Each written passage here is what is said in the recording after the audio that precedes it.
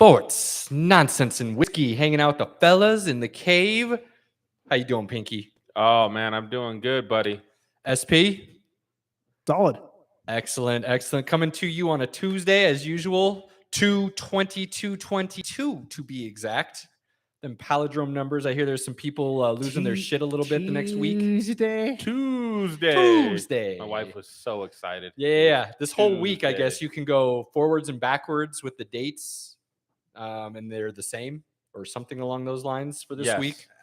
Palindromes. I know people that are trying to stay at home on these days because they're worried bad things can happen. I'm not one of them. Yeah, I'm not superstitious at all about that. Gosh. You know what I got? You know what I did this weekend for the first time in a long time? This should be interesting. I went and saw 2 movies. Two. 2. I know you blew me off Friday to go watch Jackass. I mean, I had to get my son from work too.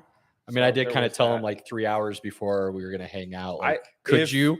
Is it possible? I started asking the wife at 7:30, "Are you going to bed?" Like, because I was like, "Oh, I could go down there Yeah. and have a drink or so, and then go get Caleb." And that was not meant to be because she was not going to worked. bed early. It worked. I talked to my wife at like 4:30 and she's like, it was my buddy's birthday. And it's like, I haven't seen him in a little while. How do you feel? Like, I know we kind of hang out on Fridays. It's kind of our time to chill a little bit and unwind. And she's like, I've been telling you need to start going back out and hanging out with people because that's kind of you're a people person. I'm not. So you need to start doing that again. So yeah, go ahead. And I was like, oh, dang, I just got a pass. I was not expecting a yes on that. So, all right, I'm going to go hang out. So had a couple 2 fingers and You're a good man. appreciate that. Asking for the pass. I I mean, kind of tell the wife, "Hey, baby, I'm going out." if As the long kid's as I like, let her know. when the kid gets like, a little bit older, then it's not much of an issue. But, with him not even being 1 yet, it's kind of like, It's a little bit tougher. yeah, I don't want you to just feel like I'm dropping everything and making you take care of the house stuff. And I'm going to go enjoy some drinks and forget about life. So, but it was fun. I haven't been out in public at a bar and I don't even remember how you guys long. kick it till? Man, I stayed out till about 12:30, I think. Mm. Just, just hanging out with an I old was- buddy you haven't seen in a long Right time. after I got and- home, I was about to text you, like, "Hey, man, where you at?" Yeah, I mean, I was surprised. Time kind of flew by, just hanging out, talking, chatting it up, remembering the past, and good evening. Paid for it a little bit the next day because, you get home after that and you're either really tired or you still got energy. And I unfortunately still had energy, so I couldn't really fall asleep till about 2:30-ish, I think. Mm. And then the kid was up by like 6. Nah. So I was struggling a little bit Saturday, but it was good. This It was is good. why you have children when you're young, guys. I decided to try both ends of the spectrum. It's true, you did. Hit that bell curve, huh? Yeah, I'm what makes the median the median. Gotcha. Yeah, that's a big negative for me, guys. I don't think so. Maybe. Look, here's the it's a long You play. do well with your SP. dog, so It's a long play because what I want is to make sure they love me enough that I don't have to stay in a retirement home. Yeah. The kids will help take care of me at that point, and I can just like live in their basement or something. I'm not trying to be a burden on anybody. I So, think Andy and I are just gonna like get together and live, get a couple acres and live together. Big old dogs. That's right, Andy. Me and you, baby. Form a compound. yeah. Have our own have a big place with all the weight sets, and we'll have a place for movies and stuff. Because him and I have the same interests, so we could literally just hang out. well, Pinky, I love you, but the rate you're going right now, you're not lifting weights in 35 years. I'm gonna keep trying, but I don't know if my hip will let me. Andy's definitely raising a franchise. That's for sure. Yeah. So Andy's gonna have somebody to look out for him, no doubt. So we went to Jackass. Coming back to the movies, I have not laughed that hard in a long time in a movie theater. yeah. Yeah, because they just don't put a lot of comedies in movies anymore, and in movie theaters anymore. A lot of comedies are going straight to Netflix, Hulu. Like they're not really. Not only that, but they're also like weak AF, dude. Like A lot of they them don't are. want to push the limit on anything. They just play it safe, which is absolutely against what comedy Yeah, is. they don't want to get that cancel culture on them, right? Yeah, So you just don't get the true comedies like we used to. it's true. Fantastic movie. I really wanted to. There was a couple people in front of us. One couple had like a 10-year-old with them, Something tells me that was a bad idea. and I kept wanting to like go and look and just be like, "Are you? Is he asleep? Is he watching? Are you guys sure that this is okay?" Because I've never seen that much penis in my life. I guess it's better than vagina At at that age. I mean, it wasn't- he's seen it before daily, so I'm maybe real- that's the. What First I think off, it was more like I'm for- really glad you clarified that statement because there are some looks in the room, but what? I mean, a 10-year-old boy seeing a bunch of vagina would be a lot different than a 10-year-old boy seeing a bunch of dick. You forgot to put that part. My bad. I just, Yeah. Pinky had I said got it, so I'm there. just, I got that. I'm hoping the Uh, audience is catching on as well. Listen, if So- if I missed it, I'll make sure to clarify more for SP. Thank you. And what Appreciate it. was, I think a 10-year-old boy watching that, the one thing that they did a lot of was they just used it in pranks. So, Steve-O with bees on his junk that looked like a snuffleupagus. They took a queen bee out. They got like the queen bee and some of the honey, rubbed it on it, and then let the bees out. And they literally just swarmed him. And then it's literally, they were hanging off of him, Oh God. which I was laughing hysterically because I'm like, this is hilarious. But then as a father, I'm like, there would be some kids, even though there's a warning before it, that's nobody, Yeah, the kids aren't reading that. kids aren't reading that, right? What do you say when you show up to the hospital and they're admitting you for anaphylactic shock? And the doctors are like, you look okay. And then they, take the robe off and there's just a balloon. I'm pretty sure you quote something from Darwin. So But I mean, other than that, fantastic. A lot of cool stuff, a lot of good cameos. Francis Ngannou was in it. PK Dubin, the hockey Subban. player. The hockey player. Subban. Subban, yeah. He was in it. Some softball pitcher. They were all in the Amy Finch. I think so. They were all in the cup check. So they hit one of the guys as hard as they could while he had a cup on. Don't. I'll tell you right now, cups don't protect if you get tagged in that area. Oh, yeah. You're going to feel it. Oh, for sure. They just make sure it's still there. He definitely did. yeah, that's like saying put your face on the door and then let me punch it. You know what I mean? And see if anything happens. It's really funny if you like that type of stupid humor. I mean, that kind of stuff is always something I'm like, I'll wait for video. That's not something I pay to go see in theaters. Yeah, I've definitely grown that as a father, just being a father, I think it makes you change your mentality a little bit. I was like, oh no, that guy's going to really be hurt. What's funny is I don't look at it as much as a father as I do my own body, as in, how did Johnny Knoxville just get up from that? Because he's at least 10 years older than I am. Yeah, And I'd be on the couch for a good week after that. the bull incident, when they show it in slow-mo, I just cringe. Dude, there's a bunch of reports that said they can literally measure the amount of brain damage brain cognitive ability, I guess is the way I'll put it, that he actually lost from that hit. Like that was the one concussion too many that has now caused him literal cognitive issues. Yeah, I was Not surprised. Pretty insane.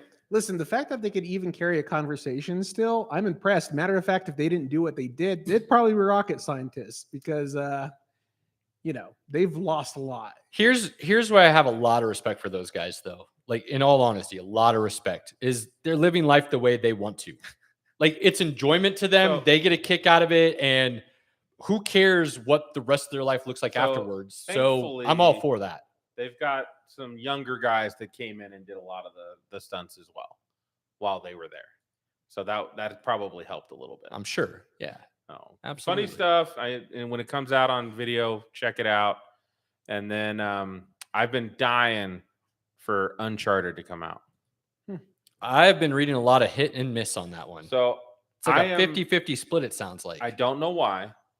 I am really big into treasure hunting movies. I'm with you. Love National Treasure is one of my I love that movie. I'm not gonna say it's one of my favorites, but I do love that movie just for the history / adventure kind of. How about Goonies? Yeah. Oh, that's Goonies an is great. all-time favorite.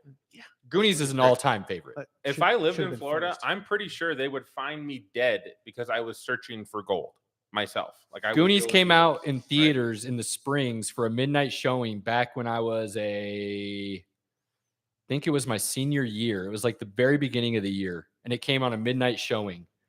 And all of our friends and They everybody, re-released for the midnight show. we were going. He's not that old.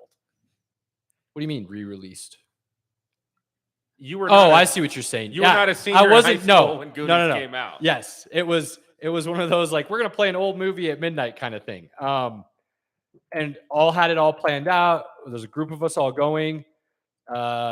That morning, my girlfriend comes up to me and says, "Hey, some of these guys invited us to a party, and we should go." It's like we're gonna go see Goonies. Needless to say, I used that as my excuse to go to this party, and I do not regret it. But we'll just no more details, but let's just say I did not regret the decision. Gotcha. I just remember having to watch a bootlegged copy of Goonies, and it was recorded off of the TV. Yeah. Oh, that sounds Bummer. awful, Yeah. bro. Dude, you know how long it took for me to figure out how long or how much was actually said in that movie because it got edited out on the TV? I'm like, man, back then PG was something different. That is true. Actually, that is Yeah. true. You go back and watch those movies, like, wait a minute. But do you know why though? Because there was no PG-13. No. So there's like it's PG or it's R. Which one you want, right? So they're like Parental guidance or no parental guidance. It was Yeah, pretty yeah. simple back then. Yeah. And but anyways, that was a period for about 12 years, something like that in the film industry where there was no PG-13. And then Yeah. finally, like, I think we need a gray area, because they had what's that one with Tom Hanks and the mermaid? Oh yeah. Yeah, she's Um, like topless through half the movie, and that's PG. Yeah. Splash. Yeah. Right. Yeah. Yeah. So it's like, Good movie, by they the way. definitely didn't Well, and know then where they to added draw the line. they added G. So if it's clean but it's animated, it's G. Animated can get to PG, but if it's live action, no matter what, it's PG. Yeah. Which I always thought was kind of weird. Yeah, and the action never even. But that if it's real people, it has to PG. What? Like why? Okay. I So- don't know. And then you get movies like Roger Rabbit, PG. I love Roger Rabbit. That's one of my favorites, dude. But let's be honest, watching that as an adult, I'm like, this should be PG-13. Absolutely. Again, it was probably in that time period. Probably. PG or R? Which one is it? Sounds about right. So you name the treasure hunting movie, I'll watch it. National Treasure, Goonies, Pirates of the Caribbean. Sure. I dig them. I'm with you. So I was just like, and I Cheers, Pinky. I'd never really played Uncharted because I wasn't a PlayStation guy, but I'd always seen the gameplay and all that. YouTube is fun. I will say I enjoyed it. It's a fun movie, but there's nothing in that movie that I was like, I haven't seen that before. It felt like it had some of Pirates. It had some of the Da Vinci Code. Okay. It had some, it Okay. just had like different Puzzles and things Yeah. of that nature kind of idea. Yeah, and it moved really quick, and a lot of the like stabbing people in the back thing was pretty prevalent throughout that movie. So it's fun, but yeah, it just leaves you like Wanting a little more. like you wanted something different. Like Okay. you're kind of like, it's cool because Tom Holland's cool. I like Mark Wahlberg. He's one of Based my off favorites. the video game pretty much. So that's what the video game was, and they kind of moved it. But I did read that the voice actor for the video game for the main character, is it Drake? I don't. Yeah, Okay. Nathan Drake. That Tom Holland plays. Yeah. Said that was a perfect casting. Mhm. That the voice So- actor for the video game said that. So I thought that was kind of cool that both- somebody that's associated to the product already Yeah. was high on who they had casted to go live with. So that gave me some hope. Both of the main people, Tom Holland and Mark Wahlberg, do a fantastic job as actors, and I think they did what they could with the story. The story just leaves you wanting something more. Yeah, it's one of those types where you're just like, I'm not going to get anything, that's mind blowing from it. You kind of need to know what you're getting yourself into with that. I think also, I mean, the video game's I had been high- around I- since I- what, PlayStation 2, I had I really believe, high- somewhere in so. there. So it's I had really high not expectations. new because it's been around for so long. So Right. they can't just up and change the franchise all of a sudden because they're making a movie. They have to try to keep it true to the source material. Well, you can keep it true to the source material, and they did do that, but they just don't give you a new compelling story. When you watch it, you'll be like, I feel like I've watched this. I mean, movie let's before. be honest, Pinky. How many people in Hollywood are trying to do something new? That's true. That's, Yeah. No, you've got a good point there. Listen, action movies these days are the equivalent of pop music. It's like it's not interesting. It's the same thing over and over, and it's there just to appease the majority of the. I just read. audience. That's funny you say that. I just read a story with Michael Bay complaining that the production of the newest Bond got a world record for the biggest explosion in a movie, and Michael Bay tried to say "Hold my beer" and it didn't work, which I thought was kind of funny because In that's what like movie? the newest Bond. He No, was no, no, he had no, no, no. his was Pearl Harbor. Oh, And he was like, but I guess it's not on the same level as what they did in Spectra was the newest one. No time. No Time to Die. to Sorry. Die was the newest. And I if you haven't want to seen talk that one about the yet. biggest bomb in Hollywood, is definitely Waterworld. Well, you know what? I enjoyed Waterworld. You guys. Oh, I did not expect. I was gonna say I actually. That's one that comes on the TV, and I'm watching that during Now commercials and stuff. Like, well, for one, how they had to film everything is what caused a lot of that budget. But then Kevin Costner was at his peak; they were paying him a lot of money. I thought the story was cool. I don't necessarily say actually the like acting was the, amazing, but The Postman better than Waterworld. I like but that movie too. Post-apocalyptic kind of stuff again. Waterworld cost $175 million in 1995. Which would be What did a it make? crazy Like amount now. 85? Yeah, made 264. Oh, so it did make money. Well, that's to date. So, like, I mean, they're putting. Oh, that's to date? Yeah. Oh, so yeah, it they're lost putting money. How much did it make? Everything in there. 176 to make 210, 264. 264 is what it's gross. Yeah, it lost money. Total, yeah. I think that's one of those kind of almost cult classics, though. Yeah, because they don't put the marketing budget into that figure either. No. Not typically. So yeah, that's pretty rough. Expensive. Yeah, a little bit. But that's kind of the problem, though, when you have extravagant ideas and you don't have the technology to keep up with them. You know, I don't So- even think necessarily it's technology. I think a lot of times they just don't have the vision to how they're actually going to do it. They have this mind-blowing idea of what they want to write about, but then they don't have the mind-blowing idea of how to actually get it across in visual. Yeah, you want to know what? It was, hey, let's build an ocean. Yeah. When you're like, hey, how about we go to an ocean? Because those actually exist. We could just do that. And they're like, no, let's build one because that's cheaper. We could literally take the entire production set into the middle of the Pacific, take over an island for 3 months, and have it all done. Like, Castaway. Right. Yeah. But no, they decided to build their own ocean so they can have a controlled environment. Yeah. See, it's stupid. Ask things James like Cameron that. how that's working out right now.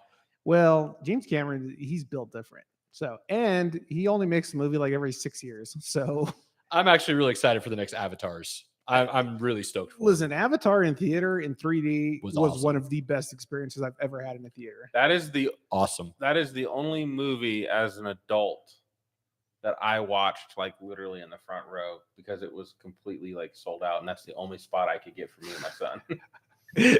I know. I remember We don't have to deal with the that anymore, naysayers but- at the time were like, it's just another Dances with the Wolves or blah blah blah. And I'm like, It was Fern Gully. oh, so you mean More Fern Gully. we want to do that with every love story, Planet Takeover? Like we could do that with a lot of movies, guys. Like that's not an old trope of storytelling. He just did it in a really unique, different way, which I thought was really cool. Very enjoyable.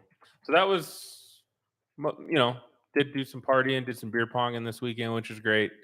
But got to see 2 movies, which was fun. Did you tell Sam I said hi? I did. Did he Believe scoff so. at it? No. Pretty sure I did. I don't know. We were You were a little toasty. little toasty. Like that chick that sat in front of us at the Broncos game. she was. Oh, I can't remember seeing somebody that disorderly in public in a very long time. She was feeling it. What'd you do this weekend, SP? I don't know if I did anything. I don't know. I don't keep track of my days. Yeah, well, They all blend you know. together. Yeah, I don't even know. He's like, I to be worked. honest. Sometimes I forget even like today's Tuesday. So True. yeah, it's a mess. Oh, by the way, ran the inflation calculator on that because I was curious. So today it would have costed $322 million to make. At the time, it was the most expensive Yeah. movie ever. Yeah. Ambitious. I mean, you got to be ambitious to go and do something new, but ambition doesn't always pay. They built something we already have. Yeah, I mean, it's bad luck. But you sometimes I got to wonder, and studios are so stupid in my opinion. If you have a really brilliant director with a really brilliant idea that you like, then give them the freedom to go do it. Don't pigeonhole them or handcuff them into a situation that you think is going to be better. Like, how many people want to bet that the studio is the one that said, we'll just build the ocean? And that guy's probably like, well, I just thought we'd go on the ocean. I don't know. I just hope that guy's not employed anymore. Because that was a bad call. I mean, to be fair, there is the possibility of, you know, when you're out on the ocean, the waves, you know, the sun, rain. Yeah, you know, heaven forbid the weather doesn't work you can't with you. quite control your weather. So I get it from a certain aspect. dude, you literally have to go a quarter mile into the ocean. That is it. At the same time every day. Listen, water's not unpredictable. That's why we know when tides rise. Okay. There's not big question marks. Oh, I wonder when it's coming. No, it tells you exactly. All right. Because it's the same thing every day. Hey guys, clouds are rolling in again this afternoon. We should have shot this morning. You're right. We should have. Right. Well, we've been talking about this for a month now. Like, Shoot it in a swimming pool for all I care. All I know is if I'm writing a $175 million check because you want to make an ocean. All right. yeah. Agreed. Well, speaking of liquid substance, Ooh, yes. SP, tell us a little bit about what we're sipping on tonight because this is delicious. Yeah. So what we have is a coffee liqueur from Distillery 1350. Big shout out to Whistle Pig as well too, because they hosted a couple of events, got us connected with them, and that coffee liqueur is actually made with our espresso beans. So Who's our? Let the people that know. would be Humble Coffee espresso beans. Proud That sponsor you of the roast show. yourself and everything, right? Absolutely. Yep. From farm to us to the customers. So It's delicious, people. It is really good. You're not going to get your hands on any of it, so don't go out looking for it right now. Not right now. now. We'll see what happens as we progress a little bit There's some here. And conversation. SP listen, if you hear this, give a call to Distillery 1350 and tell them that would be a good idea. So, 1350, Colorado Springs, Colorado. absolutely. Let them know because this is a strong nose on it, but smooth and delicious Very good sipping on the whiskey. taste. So definitely something we're checking out if you find out that it's being produced in And- such a way that you can get a bottle. We've tried some other coffee liqueurs, and that hasn't gone so well for us. We've tried some coffee infused whiskeys. This is a little bit different. So yeah, we have not tried one that tastes good though. This one, I want to know what he based it with though. Like, did he use a whiskey? Did he use a vodka? It was definitely one of their. Was it their bourbon? It might have been their bourbon. Okay. Obviously, it was something they. 'Cause they do distilled. My guess was a bourbon or a whiskey, just based on the back end notes that I'm getting here. I definitely we've- don't get any. We still got a bottle of their Okay. bourbon here. That's what I'm guessing it was too. Which worked. It's delicious. So I'm going to enjoy this for the rest of the show, no Nice. doubt. Very cool. You got any stories or anything, Pinky, or you want to get into we're- a little we're ready sports for some nonsense? man. Oh, I just need to give a real quick disclosure. Power of the Dog is absolute garbage, and do not waste your time, regardless of how many awards they're trying to give it. Haven't even heard of it, and that's fine with me. Trust me, it was a public service announcement. you're All right, saying- that was my good deed for the day. Okay. You're saying true friends don't let friends watch that movie. Correct. Okay. And sometimes you need that. You need somebody else that went through that pain and suffering Yeah, to make sure that you don't have to. Absolutely. I'm a martyr. no doubt. Should have just watched Peacemaker like we told you. No joke, dude. No joke. All right. I'm going to start with a little basketball tonight. Woohoo! NBA All-Star Weekend just happened. A giant letdown. I'm going to be kind with how I present this. It was a giant letdown. 3-point contest was so-so. The best 3-point shooters aren't in it, so take it with a grain of salt. But Karl Anthony Towns did come out and win. Got Pinky some money on that one because he reached out and asked me about a couple guys. Karl Anthony Towns was not one of the guys he was asking me about. And I said, those are great odds. And basically, for those that know a little bit about basketball that might happen to listen to this, the jump shooters in 3-point contests tend not to fare so well because as they progress in the rounds, they get a lot more tired. They're using a lot more energy every round to get those shots off. And when you're putting up 30 or so shots every round in a minute and a half or so, it wears on you. Karl Anthony Towns is a set shooter. So he's not really coming up off the floor. It's more like a free throw for him in that regard. A lot easier to conserve energy and get through. Not only did he get to the finals, he went and set a finals record at 29, I believe, which is crazy when you think about some of the guys that have gone through this competition over the years. So that was fun. Not as good as it could have been if the best shooters were in it. I will maintain that regardless of whether or not he broke a record because the opening rounds were pretty weak. The dunk contest is not even worth discussing. Charles Barkley Dwayne Wade came out and gave it a 6. That was because Dwayne Wade's too nice of a guy to say it was a 0. The amount of dunks that were missed and still scored because they had to score them was ridiculous. Shaq's face looked just disgusted, I guess is the best word, the entire time. Dr. J was one of the judges, and you could tell he wasn't going to give anything lower than a 6, but he really wanted to. It was bad. It was just downright awful. And when your best dunkers in the league are not going to participate in the marquee event of the weekend, is what it was kind of known as for many years, it's going to dilute the product.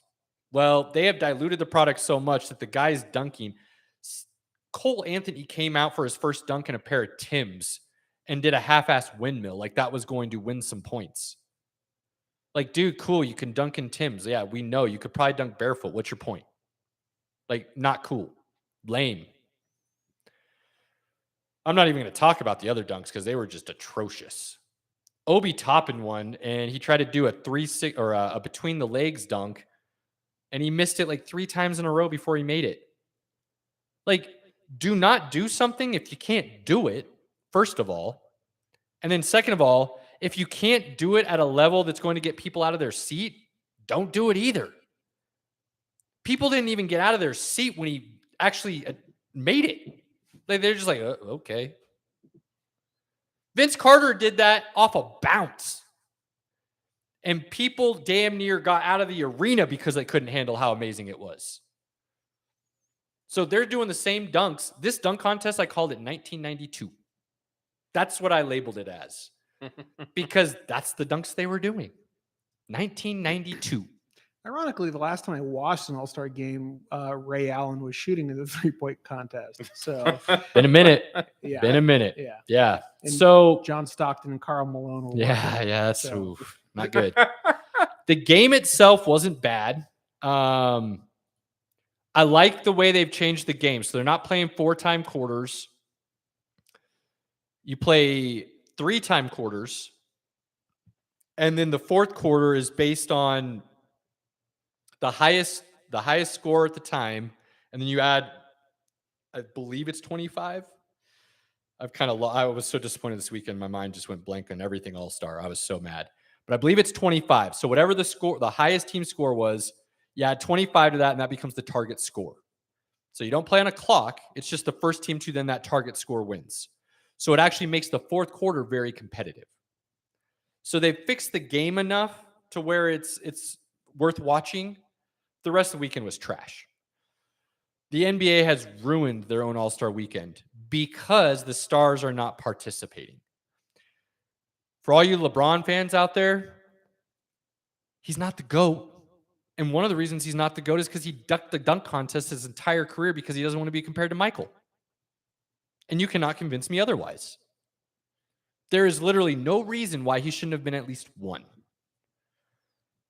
John Morant should be in it. Zion Williamson healthy, which he's not, but he should be in it. I mean, there are names that could easily elevate that back to its standard. It's never going to happen, though. I am convinced after this weekend, the Stars will never participate in the dunk contest again. So you fix it by bringing in outside noise. And what I mean by that is there is a professional dunk league out there. The dudes are doing things that are mind-blowing. And I've heard plenty of people say, well, the dunk is, you can only do so much with it. We're at the top of that level. It's been tapped out. No. Go check out the professional dunk league. Go watch those highlights. Your mind will get blown again. I assure you. And then you will wonder why these guys have not been doing the dunk contest for the last decade. So NBA, this is what you do. You get rid of the skills competition. It's a joke. It doesn't show any skills whatsoever. Mm-hmm. It shows how a bunch of dudes can dribble around some mannequins. Like it's stupid. Get rid of it. Get the 3-point contest back with whoever the top 10 3-point shooter percentages are for that season. It doesn't have to be who you think is the best in the league. If they're not having a great year, don't bring them. But bring the 10 best percentage shooters at the 3-point line for that season. They're in the 3-point contest. That'll make it worth watching. Dunk contest, you bring in the outside noise and you let these guys show off. Because all it's doing is elevating the game. And that's what All-Star Weekend is supposed to be about. Elevate the game. And then leave the actual All-Star game the way it is. I kind of like how they're setting that up. So even if the whole game's not competitive, at least the fourth quarter is. I loved that whichever team won the quarter, 100,000 got donated to their charity of choice. Yeah. I thought that was really cool. So that's, the take on All-Star Weekend. Now, moving into the second half of the season. It was boo. It was bad. Yeah, real bad. Second half of the season, though, is going to get real interesting real quick. There's a lot of great storylines. You don't know anything about OKC? Go check out Giddey. I believe his name's Josh Giddey, if I remember correctly. Out of Australia, the youngest to have 3 straight games with a triple-double, beat Oscar Robertson's record. Lighting it up in OKC. A lot of young talent on that team. Going to be fun to watch for years to come. Cleveland is coming out of nowhere. They've done some really good drafting. Cleveland is a legit contender in the East right now. Pay attention to them. Hey, LeBron fans, once again, why you can't be the GOAT. All of a sudden, Cleveland's good. LeBron's talking about how, hey, don't close the door on me returning. Yeah, Cleveland, don't do that because he'll force you to trade away all that young talent to bring in some old dudes and think he's going to win a title with them. No, just get my son. That's a whole other story that I'm not going to touch right now because LeBron basically just got his son drafted, even if he's not good enough. Joke. The Nets are, if Ben Simmons comes back in the next 2 weeks, the Nets are going to get real dangerous real quick. Ben Simmons, Kyrie, and KD are a dangerous threesome. Philly, you're screwed. Sorry. You brought a guy who can't win, wants to play iso ball, is willing to bail if he doesn't get his way. It was an awful move by Daryl Morey. I don't know why he's so, well, I know why he's so infatuated because he's an analytics guy and analytics says James Harden's really good. Problem is analytics don't tell you everything and numbers can easily be made to manipulate to lie. That's James Harden. James Harden, maybe top 5 one-on-one players in the history of basketball until you realize half of his moves are a travel. And then you realize when the NBA changed their rules this season and he can't jump into guys to draw contact, his free throw attempts per game have been cut in half. He's not that good. I've been saying it for years. I don't know why everybody disagrees with me. Fine, disagree with me. He couldn't win in Houston when he had Chris Paul. On some people's boards, the greatest point guard of all time. Definitely top 5. Look what Chris Paul did when he left Houston and went to Phoenix. They're the number one team in the West right now. Those young cats in Phoenix can't say enough good things about Chris Paul. James Harden said he couldn't play with him. Those should be red flags. We know we're Denver homers. The Nuggets are 6th in the West, a couple games above 500. They're hanging. They're in a tough. decent spot if they can get Porter and Murray back and game shape before playoffs. I don't think Porter's playing again this year. There's rumors. Murray sounds like he will be back at some point. Porter's hit and miss. I don't expect Porter to be back, but there are people out there who said he could be back come playoffs. Utah's looking really good. The Lakers are done. It would not surprise me at all if they flop the rest of the second half to where they don't even make the playoffs. They don't even get the playoff game. They do get the playoff game. They might win the first one. They're out the second one. The Lakers aren't doing anything. LeBron James is never going to see another NBA final. I have no problem saying that whatsoever. The Lakers are such a mess that if he does get another NBA final, he won't be with the Lakers. And when he goes to another team, I see him destroying that team with whatever talent they had so he could bring in some big name that he wanted. That'll ruin them too. So LeBron James in the finals is over. It's done. He's never seen another one. That's how I feel about it. Clippers are just kind of floundering a little bit. I don't think Kawhi's playing this year. He went and got surgery. So we'll see what happens. The one team that nobody saw coming that I think could really upset and possibly win it all is Chicago's playing out of their minds. And DeMar DeRozan is an underdog, dark horse, whatever you want to call it, MVP candidate. He's not going to jump Embiid and Jokic, which is where I'm going next. Embiid had a chance to stay with Jokic and possibly get an MVP this year. Once Harden was signed, those chances were out the window, in my opinion. Embiid's out because as soon as Harden comes back to the court, Embiid's numbers are going to be drastically cut. The only category that Embiid is leading Jokic in right now is points per game, and he's got him by like 3 or 4. But he also gets roughly 11 free throw attempts per game where Jokic only gets 6. So that right there can already minimize that points per game. Past that, Jokic leads him in every major statistical category. Every major category. Leads in so many categories. Not just that. This goes underrated because it's a new stat, the per stat. Jokic is having and they went back and since this stat has come effect, they went back and scored other people's seasons and gave them all pers as well. Jokic has the highest per in the history of the NBA this season. The dude is playing out of his mind, and he's playing without his number 2 and number 3 guy on the court right now. And he still has his team 6th in the West, still going to make the playoffs, and he's still balling out of his mind. How you can sit there and say Embiid is the MVP blows my mind. And the only reason I can think of is because it's the coast bias. East Coast, West Coast, Mid-City gets left. Jokic plays in Denver. He doesn't get a lot of national attention. He's not on national TV a lot. And his own city doesn't carry his games because the owner doesn't want to pay himself more to give the rights to his own company to broadcast them. Jokic is the MVP right now.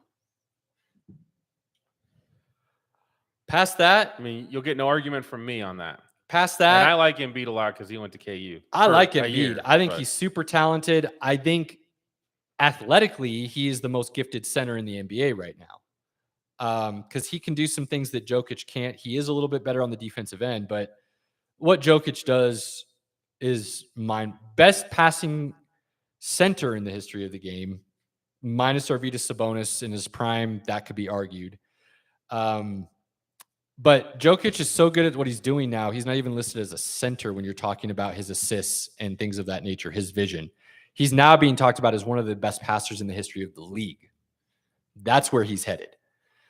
So I love watching him. It's even better that he's on the Nuggets. I just don't get to watch him because it's not locally broadcast. I'll get to watch him next month, going to a game. Beyond that, I got no more basketball. Hey, I've got some breaking news on baseball. The labor talks are going nowhere again? They were talking. That's it. Moving on. Yeah. And the talking apparently was little development, if any. Baseball, keep killing yourself. I don't understand the thought process. I don't understand. You guys watched what happened to hockey. You know you only came out last time because of a steroid-induced home run season. It's mind-blowing to me that baseball is allowing this to happen to itself, and it's doing it to itself. Now, Whatever. I mean, it goes both ways. The players want more money. The owners want more money. Neither side wins if they're just sitting on the sidelines. Period. Yeah, but here's the kicker about that. While the players want more money, yes, what the owners are trying to do, and the reason they're locked out right now is because the owners are trying to backtrack on things that were given to players in past negotiating collective bargaining agreements. They want stuff back. And the players are like, no, that's not how these things work. They get closer to the middle. And you're trying to spread them further apart again. It doesn't work that way. It's not our fault you keep signing terrible contracts. That's on you. You want to pay a dude who's 35 and sign him to a 10-year deal for $400 million. That's on you. Somebody's going to pay him. Yes, you didn't have to. You could have let him go to the other team and you could have brought up new young talent. You chose not to do that. So I have no sympathy for the owners in this situation whatsoever. 95% of the time, I'm probably going to be on the player's side anyways because they are the product. But I'll side with owners in certain situations, but this one's just ridiculous. The owners are just... And what's cool is the players are trying to keep minor league players employed. That's part of the whole thing. And MLB's like, nah, actually, we want to do away with basically everything below AAA. Like, we just want to get rid of all of it. And the players are like, nah, like, I came up from that. I'm not going to let that happen to the next young kid. I'm trying to help him get better. So the death of baseball is slowly encroaching closer and closer. NASCAR Daytona 500 was this weekend. I don't know if you guys checked it out, but I did, and it lived up to the billing. Some really great crashes, a lot of high speed. It was fun. Love it. I'm pretty sure the first time I check it out will be if I'm there live. I think that'd be a lot of fun. Stands were packed. You're talking right there with you. On roughly 250,000 people in the grandstands, which is crazy to me. Remember, when we go see that race, no sleeves allowed, Aaron. No sleeves. You can't wear sleeves in Florida. It's not allowed. Gotcha. Dude, my first NASCAR race, I plan on just wearing some overalls. Yeah. Nothing underneath it. I like your just style. my overalls. Yeah. And then when people look at me, they go, where are you from? I'll be like, Colorado Springs, Colorado. I do not fit in here at all. Yeah. So I'm going to shoot some stuff out to you guys. You choose if you want to talk about it or not. Okay. So obviously, Olympics, worst ratings, dropped 42% compared to the last one. Quick thought. I've kind of already said all of this, so I'll be real quick about it. Should have never been held in China. All the snow was man-made because it wasn't held somewhere that, has Winter Olympic possibilities. How'd the guy freeze his wiener if it was man-made, though? I mean, it's still snow. The temperatures were like 1 degree. They spray it. So, I mean, it's still freezing outside, Pinky. Okay. I just think of when it's man-made, I don't think of it as being like super cold. Shouldn't have been held in China for a myriad of reasons I've already listed. I'm not even going to go into. Yep. I feel like the Olympics shot themselves in the foot, and they can never go back now by allowing Russia to continue to compete in the Olympics after the steroid human growth hormone, whatever you want to call it, doping scandal, state doping scandal that they implemented for 2014 Sochi Games. Yeah. Either your athletes go and just, contribute on another country's team, or they don't go. Yeah. The IOC screwed themselves. I don't think they're going to be on Ukraine's. I'm throwing that out there. Yeah, I think we could put a line on that, and we would all be fine with that money. I think everybody from adults to sponsors to media to the country to the IOC failed Camila in so many different ways. She's 15. I don't care what anybody says. I'm tired of hearing at 15, I knew what I was putting. No, you didn't. At 15, you didn't have a clue of the world. And if you're 15 and she's from Russia, yeah, exactly. She does what she's told. Yeah, she hasn't made her own decision. If you have a bunch of adults who you trust telling you this is okay, you're going to say okay. Sure. Duh. So I don't want to hear people say, well, she could have chose not to. Nah. Right. No. Yeah. And then ask them how that goes when their kids say they're not. I mean, gonna even Right, if she was exactly. an adult in Russia, she doesn't get to say what Yeah. she does. So that just makes me sick beyond words. And I've talked about that a little bit. I won't rehash it again, but awful situation. And then as a whole, the way NBC aired the games was a catastrophe at the very best of the words that I could use. Absolutely. So fail, epic fail. I truly believe this Olympics has now caused Olympics to basically become what you guys have always kind of thought of them as, not worth watching. Thank you. And now I feel validated. Moving to the next quick thing. What do you guys think about the boycotts for the combine? I mean, the NFL folded quickly, and they've already gone back to we're not doing a bubble or whatever. So Here's what should happen. They should still boycott. It should be the death and the end of the combine. It's the same as measuring intelligence by standardized testing. they won't. If you can't judge if you should draft somebody based on the entire years of film that they've already put out there, and you need them to come run in their spandex to decide whether or not you're drafting them, you've already failed. So I think there's some legitimate things to the combine. The only legitimate thing But- is physicals. I think there needs to be some things that are changed. We don't need the 40-yard dash. We don't You- need the cone You drills. can see if they're fast. The cone drills probably don't need either.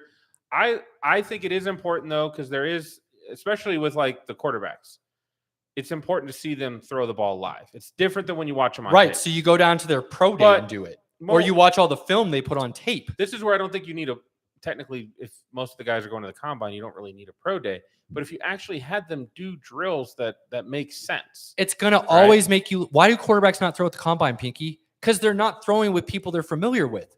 Correct. So they always They look wait bad. till everything's scripted. They and- always look bad because the timing's off. The receiver's not running the route the same way.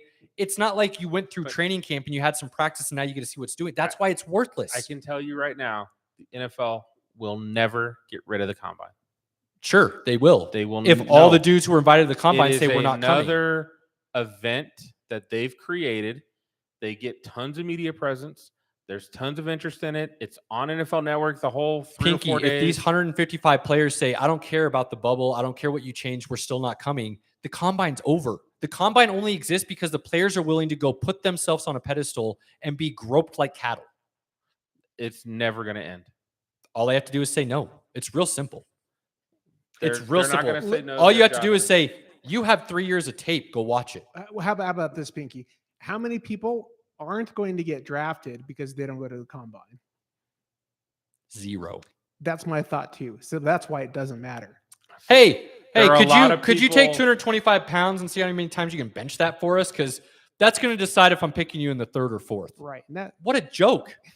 Again, I think they could change up what they're having them do. Yeah, the bench press doesn't make You know what happens if Jerry Rice goes to the Having combine? quarterbacks do the Jerry bench Rice press doesn't get means nothing.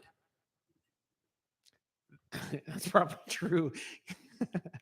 That's stupid. Yeah. Because you look at his tape and you go, oh, shit. Yeah. And you take the 40-yard dash away, not a single person gets drafted to the Raiders. So Fact. yeah, The Raiders might make better drafts. that's absolutely. You know what? Yeah, you don't want to do this because it's going to improve the franchise. It's for a some really worthless stupid owners. spectacle, no different than standardized testing. I'm just telling you, man, they're not going to get rid of it. It's one of those.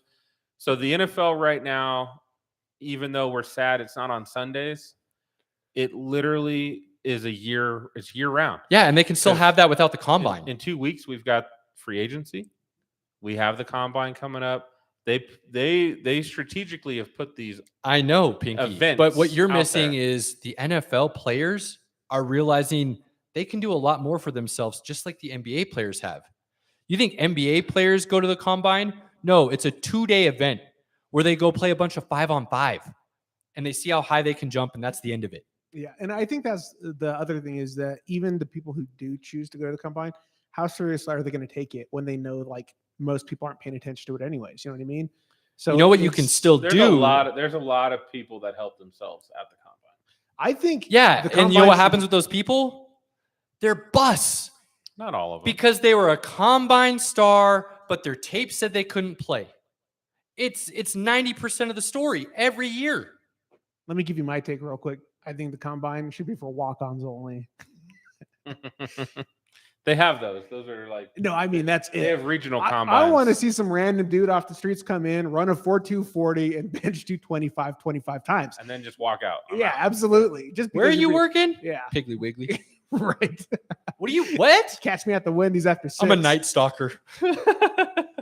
Listen, if they're what was his name? Why am I missing his name now? The quarterback for the Rams that they just did the movie on. Kurt Warner. Yeah, Kurt Warner. Right? Good movie. I watched Yeah. that on. I watched that on Super Bowl Sunday. It was really good. I enjoyed it as well too.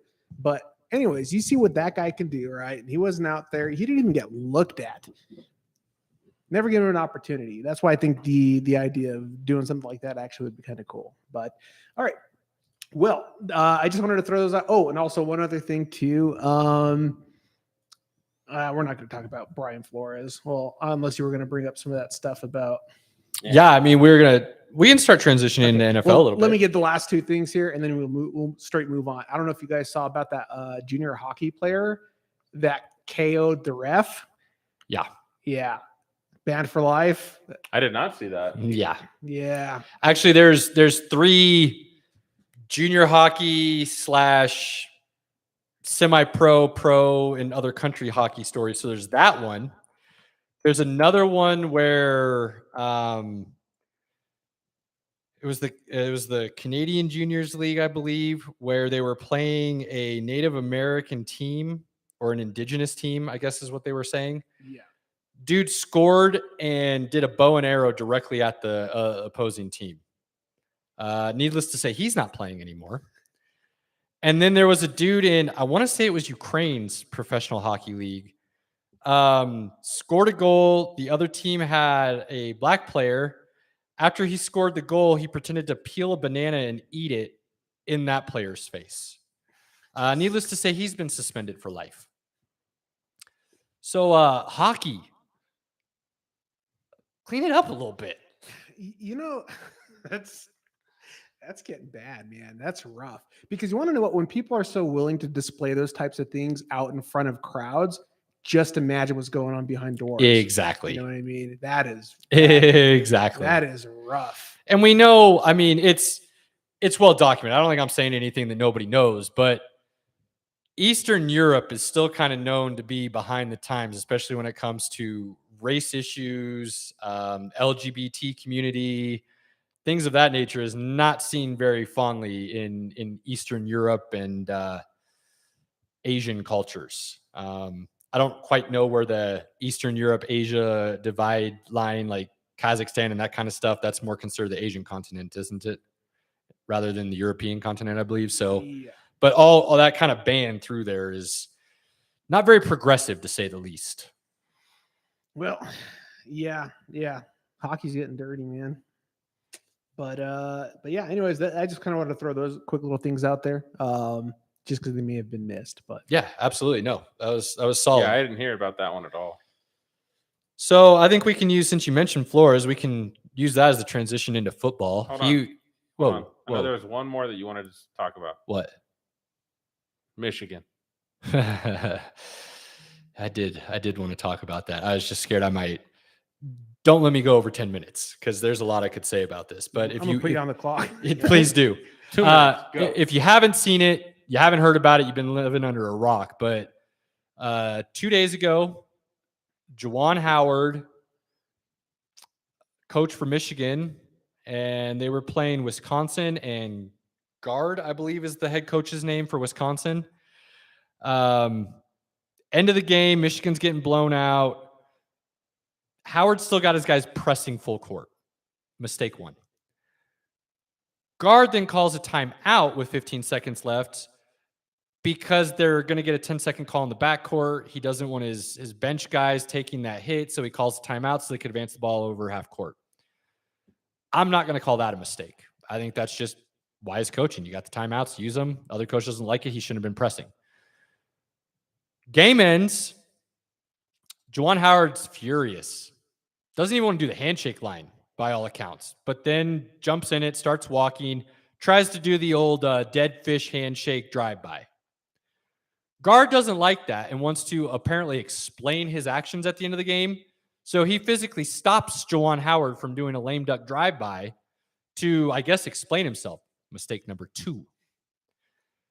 Howard then basically takes his max off and starts waving his finger in the dude's face. Dude is holding on to Howard's arm. This dude is smaller than me, I would say. Howard's 6'10". What are you doing, man? You don't physically stop another man if he doesn't want to talk to you. You just don't. Things start escalating. A little bit of pushing going on. Benches come in. All the players start trying to separate the coaches. Some Wisconsin staffer tries to get in the face of Howard. So what everybody's calling a punch, which I think is just... Looked like a slap to me. It looked like he was trying to grab the guy and missed. That's what it looked like to me. Anybody calling it a punch has never been in a skirmish. This was not a brawl. It was a skirmish at best, but the media keeps labeling it a brawl. Apparently, a Michigan player and a Wisconsin player threw some fists. Was it as bad as January 6th? Like, it shouldn't even be like classified as anything more than some pushing and shoving and people getting pulled away. But Howard did go to put his hands on somebody. It was him who kind of started the pushing and stuff because he was trying to get the other coach off of him, basically. Sure. You still don't throw your hands around like that. You don't. You walk away. You be the bigger man. That's the example you're trying to set. Right. I think his 5-game suspension and $40,000 fine is fine with me. Anything else would have been way too excessive, in my opinion. The other coach, I believe, got fined $10,000 for his actions within it. I've heard people say Howard should have lost his job. I've heard people come out and say, I'd never let my kid play for somebody like that. That's all foolish. Howard came out yesterday and said, I own it. I made a mistake. I shouldn't have had it. My actions were not right. It is a teaching moment. He can then go to his team. This isn't, well, my coach did it, so everybody's free to do it. I can do it. No, he's going to go to his team and say, I lost my cool. I didn't handle that correctly. You guys can learn from me. This is a teaching moment where we can all become better. What happened is you watched the full video. Yes, because I like to have all the information. Versus the people who watch the clip where you just see Juwan Howard with his arm out, looks like he's slapping the guy. First of all, you can't call it a punch because it's open-handed.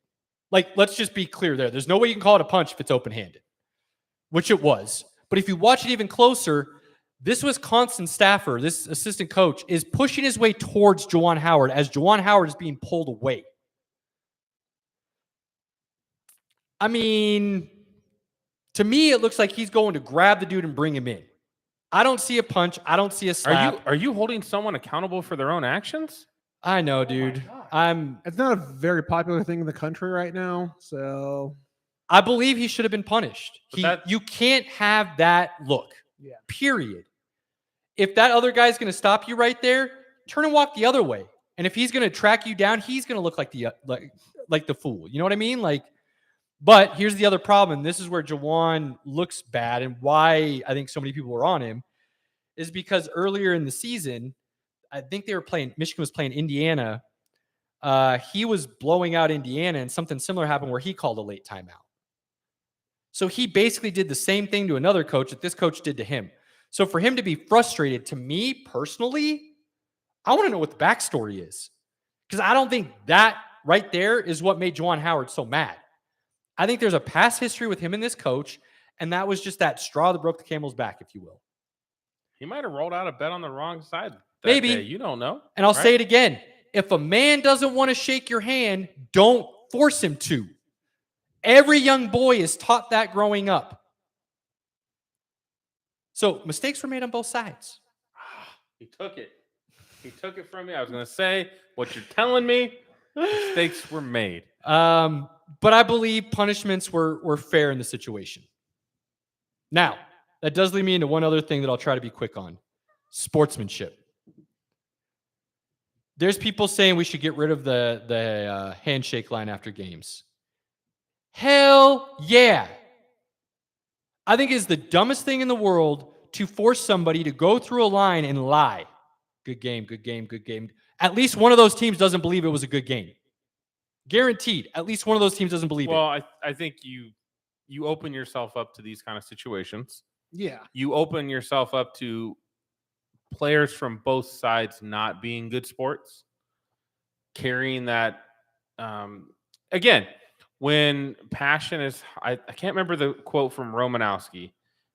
He made a quote after talking about him spitting on JJ Stokes.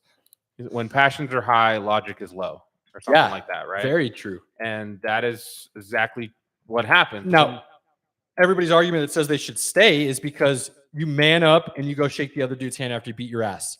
No. Here's what you do. If you have that respect, after the game's over, you go seek that No. person out. But that's how we handled things when we were growing up. That's not how kids handle things today. No, because kids aren't taught how to lose in today's country. Correct. So if you're not taught how to lose, and then you're going to force me to go shake somebody's hand who just kicked my ass, what do you think is going to happen eventually? It's a powder keg waiting to explode. Yeah, you want to. Well, here's the thing, right? Because obviously Bill Belichick, he gets a lot of crap for this, right? Because when he has really bad games, he loses. His handshakes are usually pretty quick, and I'm out of there. Well, that's if he goes and shakes your hand. There's definitely been True. times he just leaves, right?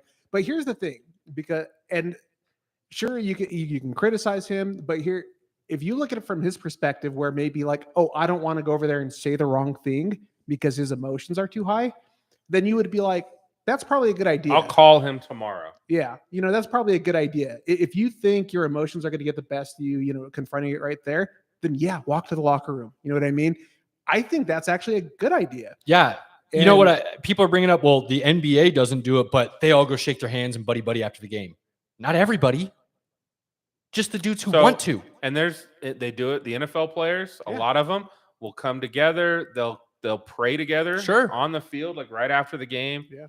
There's some camaraderie there. Yep. Absolutely. Now there's some guys who are just like, is it everybody on both teams doing it though? No. What is it? It's a free choice to whether or not you want to go shake a dude's hand after the situation. You want to go swap jerseys, good game. But you want to know what, though? When you have 12, 13 people with character displaying that to the other people, that matters.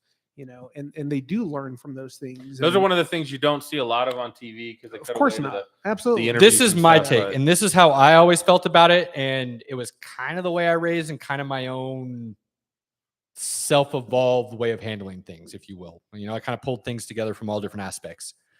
When I lost, whether I got my ass kicked or it was a close game, it didn't matter. I made it a point to go seek out the dudes on the other team that I had respect for, that I thought were the best player, and I went and had a conversation with them real quick.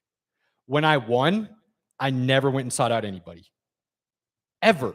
Because I didn't want it ever to feel like I was rubbing that in again. Sure. So if you lose to me and you want to come up and talk to me, I am more than available to have a conversation, talk about it, whatever you want to do. Even if you're mad at me and you got beef and you want to explain something, I'm good with that if we can just talk. Yeah. You want to get physical and stuff, I'm just going to walk off, man. I don't need to deal with that. I beat your ass. I'm not going to do it again. Right. But it was a choice I made to do that. I don't think not having a handshake line is anything to do with sportsmanship in any way. In fact, I don't think going through a handshake line shows good sportsmanship, because you know what you see a lot of the times? People barely even raising a hand, not even doing a real handshake. Right. That's not sportsmanship. So you forced me to go through this line and you're going to call it good sportsmanship because I went through the line. I didn't shake anybody's hand though. So what was the point of me going through it? Well, look at UFC. There's a reason they touch gloves before a fight.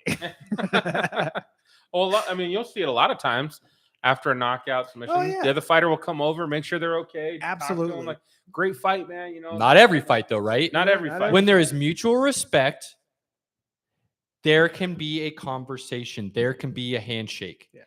Don't force mutual respect. Yeah. It's a joke.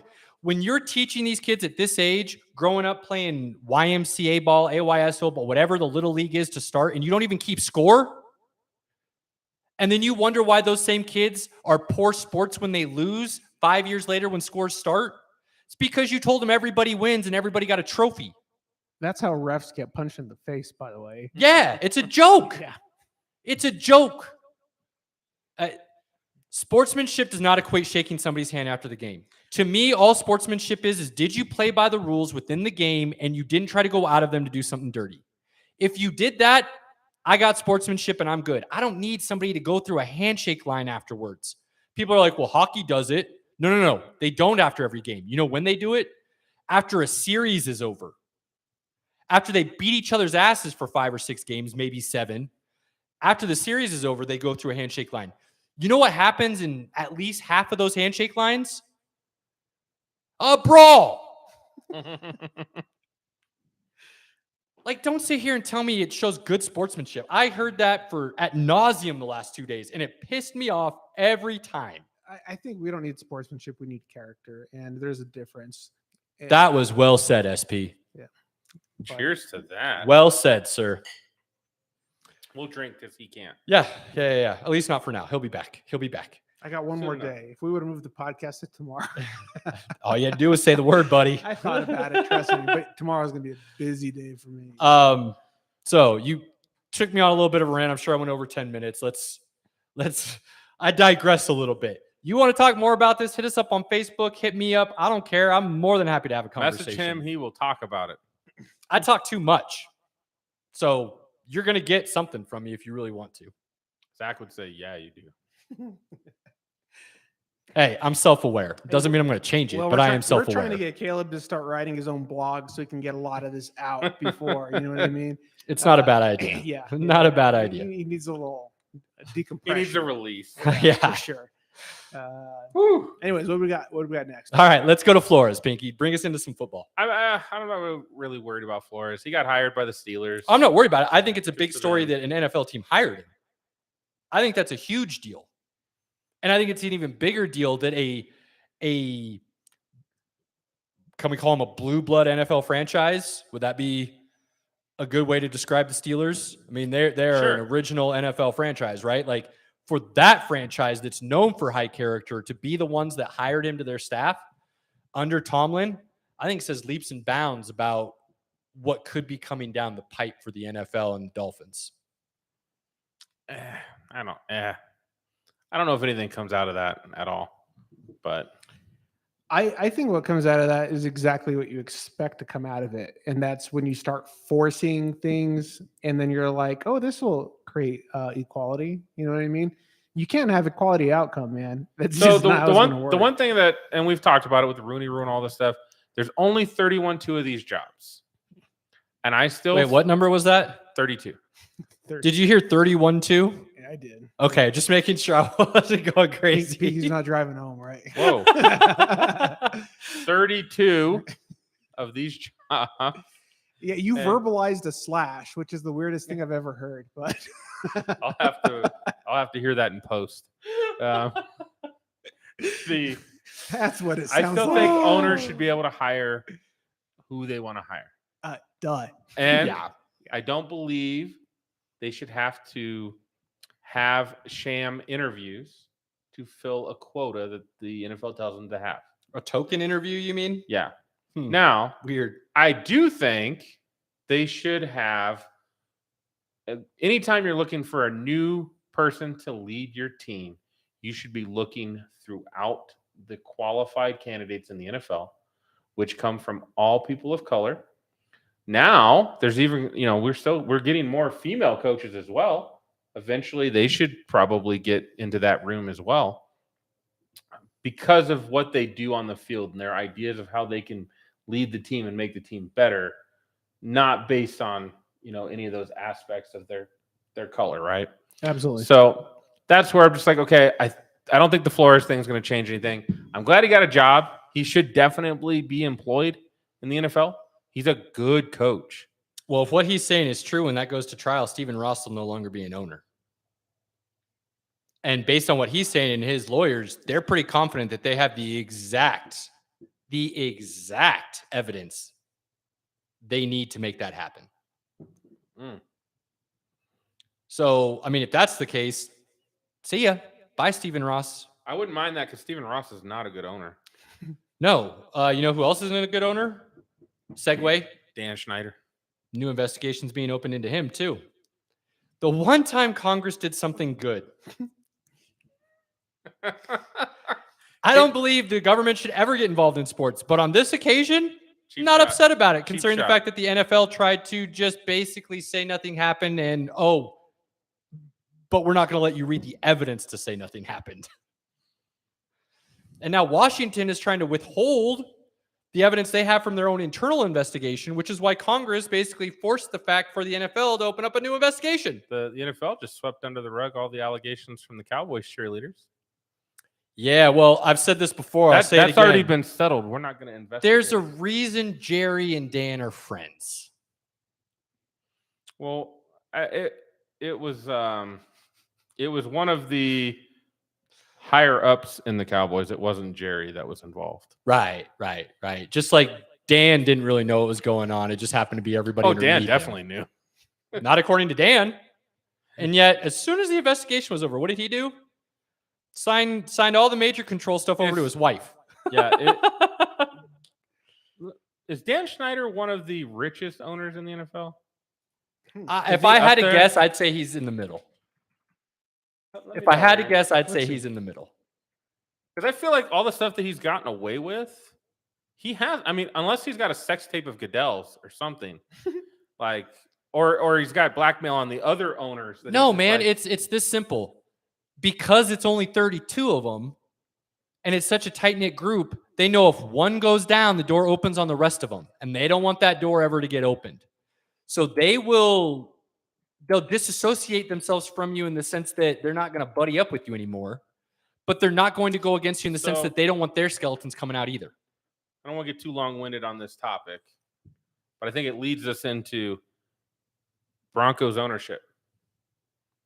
So far, there's been at least three people that have come out and said they're interested in buying the Broncos. And if I had to bet my bottom dollar, none of those three will end up being the owners of the team. Well, one of them's a crypto group that says they're trying to. That's not even a real. $4 billion. I was surprised. That's one of the three you're talking about. It's him. That's a bunch of friends. That's a bunch of dudes, random dudes who think they're going to get enough backing to buy a team. That'll never happen. I hope not. Pink, you don't even have to worry about it. The NFL would never vet that. I don't think they'd get vetted. They would never vet that. Yeah, once you start allowing to GoFundMe to purchase sports they're teams. trying to say they're trying to get through on the, well, if we raise enough money to put in the biggest bid, they have to pick us. And I'm like, no. The NFL owners are still going to vet the people who are bidding. Did they forget this was America and you can do whatever you want when you're selling or buying something? You don't have to just say, I have the most money, I get it. Nah, that's not how it works, bro. Cool. You can give me 10. This guy's going to give me 5, but guess what? I like this guy and I trust him. 5's good enough for me, right? They're out. I don't think anybody that's come forward right now is going to be the owner. That's just how I feel. I just want to say it's Brian. I think his name is Brian Allen, who I want to say is like a real estate guy. He's got to have some deep pockets behind him because he's only worth like $400 million. Same with and I'm going to draw his blank on the black man who Roger Goodell basically came to and said, I think that's Brian Allen. Okay. Yeah. I thought so, but I wasn't sure.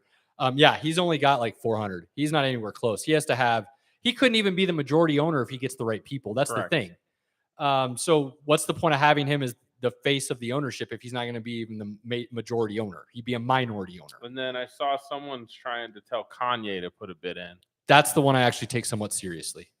And this is why. And it was actually AB who came out and said that, which is take that with a grain of salt. But Kanye has the net worth. He did start a sport company, Donda Sports, that I believe they're trying to get the licenses to start representing clients and stuff as well. They do a lot with marketing and things of that nature. People call Kanye crazy, but that dude's actually pretty brilliant when it comes to business. Listen, if you have a $1.8 billion net worth, I'd happily be crazy. So I could see Kanye possibly putting his name in the hat. Does he get vetted though? That's the question. Who does he bring in as his ownership group that would allow him to get vetted by the owners? Because right now he's not getting in that good old boy club. No, definitely not. So it's who does he partner with to get that introduction and handshake that allows him in the club? We should have a pretty good idea by June. I was going to say June, July, we should probably know. Because it's supposed to go through before the season. I'm actually going to be surprised if it does at this point. It should be Mark Cuban and Kanye. I would love that. I mean, because Mark Cuban, obviously. Telling you, bro, we would have one of the coolest stadiums and sports complexes. Not just that, we would be a super competitive team for the lifetime of that ownership. Mark Cuban is my favorite owner in sports. I love Mark Cuban. And I've had people kind of scoff at me because of that, because he's had some internal issues within his organization with harassment and sexual misconduct from some guys. And it was bad. But by all accounts, he's been pretty open with it to the best of my knowledge and what the information I had back when this happened. He didn't have an idea what was going on because he's the type of owner who truly hires people to be hands off. Yeah. He hires people to do a job. He trusts them to do the job, and he stays out. Yeah, absolutely. You have to as an entrepreneur. Yes. Most major decisions, obviously, he was a part of, but he was an owner who just wanted to enjoy owning the team and being a part of that and building a champion by the same way he did in business, getting really good people around him to run the business for him and take it to new heights. Yeah. I love him though. So if that happened, if Mark Cuban threw his name in the hat, that would be my instant number one. Instant. By the way, Snyder has a measly $4.2 billion valuation. What's on the, where's he actually, at? sorry, 2.6. The team is technically valued at 4.2. So where's he on the list? That's got to put him in the bottom third then probably. No, it's like it's pretty 15th, high. 16th. Oh, so he's right in the middle. right in the middle where I thought he was. Okay. Yeah. I mean, well, you got, David Tepper at 14.5 billion. So that's a lot of money. And you know what I growing. mean? Yeah. Yeah. As Tepper was actually, as a hedge fund manager. Yeah. he got in the door strictly because of money. Oh, for sure. He is not part of the good old boy club. Well, he's the only guy that has an asterisk that says he's the 142nd richest person in the world. So when they put you in that top 150 category, yeah, it's The other dude I would really love to see make a run at it is Ballmer. What he's done with the Clippers and the way he's ran that since he bought it, I'm absolutely in love with. So I think it'd be cool to see him in the NFL because he's willing to shake things up. You know what else would be interesting? Mayweather and Kanye. Shut your mouth. I do not think that would be a good organization. I would instantly whatsoever. no longer be a Broncos fan if Mayweather was the owner. Come on, he's getting racing. Let him I get a football have no team. respect for that man whatsoever. Zero respect for He that didn't even dude. pay Logan Paul, man. What's up with that? He Disrespect, dude. he has bought his way out of too many to count domestic violence situations that I just can't respect a dude who has legal weapons for fists. I don't know. I'd like that opportunity if it came up. No. If I had the money, I don't ever want to be told it's I don't got a price tag. Like I didn't get all this money for nothing. Oh Lord. Just saying. We're said gonna take some SP. really- We're gonna take SP's mic next week. he lost says- privileges for 15 He minutes. says really smart things, and then eventually it just Well, the beauty of our little group here is the fact that we're good at relaying the things we say behind closed doors in such a way that we won't get on trouble on air. Sometimes. Sometimes. Sometimes. I probably have to turn this podcast into flash paper. So What were we talking about ratings earlier? You can go ahead and give us that hard R. I know he made that Ukraine joke earlier. come No, on, that was fair. come on. That was no. fair. So I will throw shout out to my boy Alex. I hope your family's okay. His wife actually is in Ukraine with their son. Jeez. Is she And- Ukrainian? Yeah. Oh. He sent her money this week to prepare to leave. She won't leave until like they're close, and he's like, "No, get out now." Yeah. But Wait, what? Why is she over there and not over here to begin with? he met her overseas. This is actually a really cool guy. We were best friend. Quick version, Pinky. I'm saying we're best friends in elementary school. He found me on Facebook later when we were in high school. We This is not how reconnected. she was over there and not here. So I don't know how he met her. He travels overseas a lot. He still goes to Germany a lot. Like I don't know exactly how he Sure. met her. They got married. He gets to see her every so often, and she's still over there. He's trying to get all the documentation he needs to get her over here. Okay, But she's not here yet. that sucks. Hmm. I don't know how else to say that. I'm surprised actually that they wouldn't push something through because of the situation. You know what I don't know if he's pushing harder to try to get things through right now immediately because of this, but I mean, In some cases, if you can, jump on a plane, get over there, and You know what get her the always heck blows out. my mind? Quick side Yeah. note: people who are trying to go through the process of getting the spousal visa or anything like that, but have a passport. Like, I've never traveled out of the country, so help me out here a little bit if you guys know. Like, if I go and I'm just like, I'm gonna go over to France or something, do I need to have France okay it before I come over? No. No. So when people are coming to the United States, does the United States have to okay a visitor's visa before, or your visitor passport or whatever, before you come here on vacation? No, I don't think So why the hell don't you just jump on a plane if you already have a passport and say, I'm here to see the Statue of Liberty, and then just don't go back? Yeah, I don't know all the rules around it. Pretty sure there's a border just south of us that does I- it all the time. I had my buddy Cisco. Cisco, you guys remember Cisco? Yeah, we His- remember Cisco. His wife. He's hard to forget. His wife was Puerto Rico, and or not. I think it was Puerto Rico. Oh, that wouldn't fly then. That's a territory. He So had- that's Well, no, he had to it took a while to get her documentation to get her here. wasn't legally. Puerto Rico then. Dominican Republic. Maybe it was I was like, Puerto Rico's a territory. Puerto Rico is actually probably the smartest country in the entire world because they were offered citizenship and they said no because then they had to pay different tax brackets and stuff of that nature. So they said, we'll just keep being an independent territory and reap the benefits of being associated to America. It's kind of like being a nonprofit. Yes, exactly. That's Hey, what Puerto Rico Can is. you not tax us, but I can hang out here next to you? Yeah. Well on you, Puerto Rico. Right. So I hope everything goes well, Alex. Yeah, absolutely. Get her out of man. there. Yeah, please don't wait on that. Yeah. I don't see Putin coming to a sensible mind, if That you will. man is not reasonable. He's willing to send his own troops through Chernobyl to get the war started. Let's just stop there. He also said, I don't care if everybody comes at us, nobody's going to win. And I'm like, okay, well, let's. Do we test that theory? Right. Yeah. He seems like the guy who'd hit the button. You know Tell you I what, mean? if that goes down, though, you know what I'm doing? Yeah. I'm going war games and I'm hauling my ass down to Cheyenne Mountain. I'm pretty sure they're not just going to make me stay outside.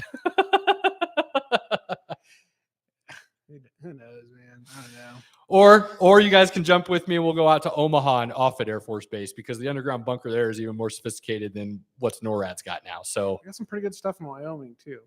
Might be a little closer. Just saying.